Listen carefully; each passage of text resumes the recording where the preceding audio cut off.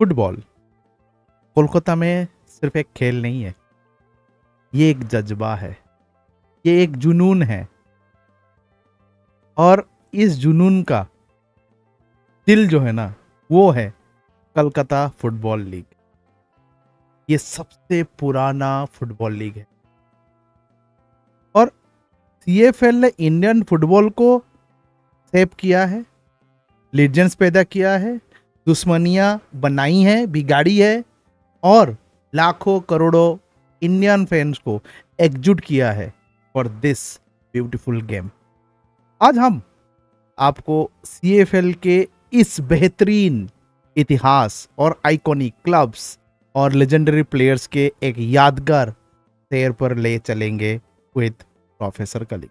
CFL का जन्म जो है ना 1898 में हुआ, जब फुटबॉल दुनिया में ना इंडिया एक एक बेबी स्टेप लिया था for football.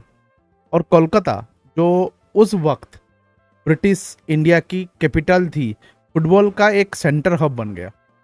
English football league तब बनी थी, मतलब स्टार्ट हो गई थी। उससे इंस्पायर होके इंडियन फुटबॉल एसोसिएशन ने, जो आईएफए, उसने सीएफएल को एक लीग फॉर्मेट से शुरू किया। बट 15 साल, हाँ भाई 15 साल तक ये लीग में सिर्फ ब्रिटिश टीम और यूरोपियन के टीम्स जो हैं खेल रहे थे। इंडियन क्लब्स को इसमें कम्पीट करने का भी इजाजत नहीं।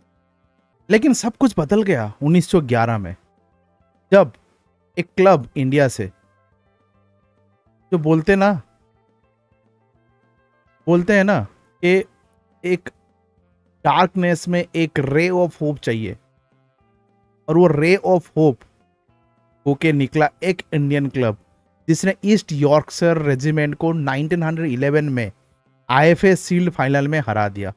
और उसने इतिहास रच दिया और उसने एक नया दौर का शुरुआत किया फॉर इंडियन फुटबॉल।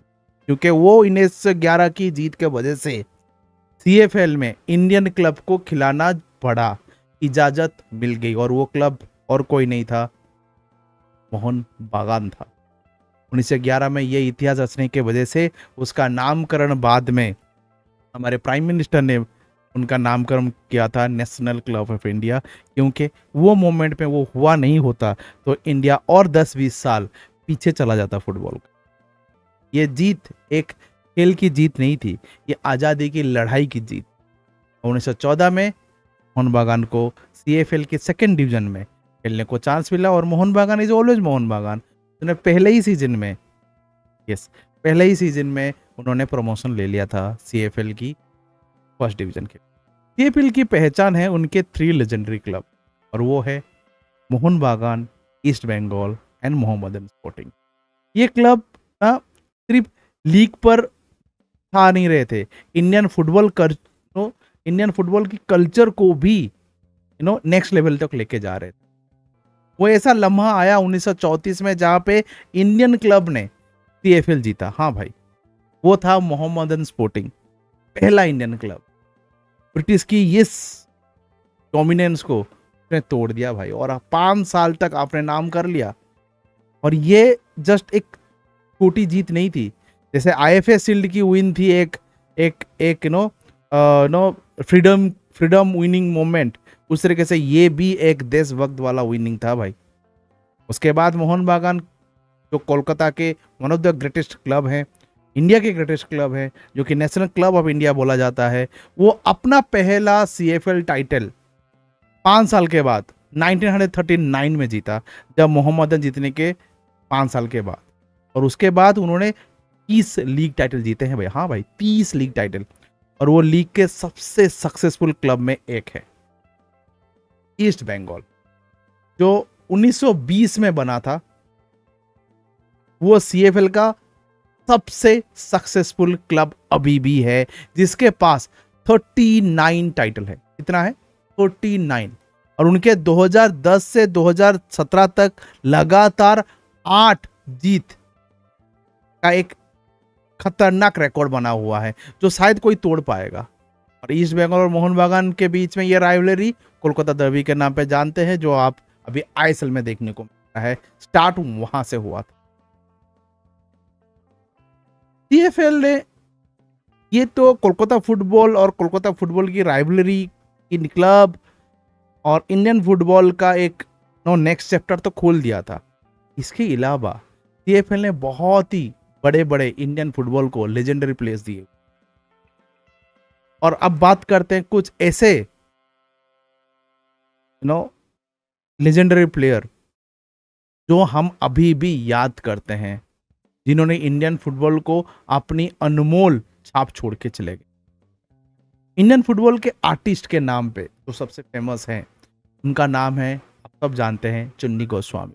मोहन बागान के एक आइकॉनिक प्लेयर, हाँ भाई आइकॉनिक प्लेयर। 296 मैचेस खेले हैं 326 गोल के साथ। भाई साहब ये अलग ही लेवल का प्लेयर है। उन्होंने टॉटनहम हॉटस्पर, हाँ भाई टॉटनहम हॉटस्पर की ऑफर को टुकरा दिया था टू स्टे इन मोहन बागान। Just imagine, that is Mohan बागान फॉर यू। और क्यों आज भी कोई भी बड़ा प्लेयर इंडिया में होता है वो मोहन बागान जाना चाहता है, का आंसर आपको चुन्नी गोस्वामी जो हैं दे चुके हैं इन हिज टाइम।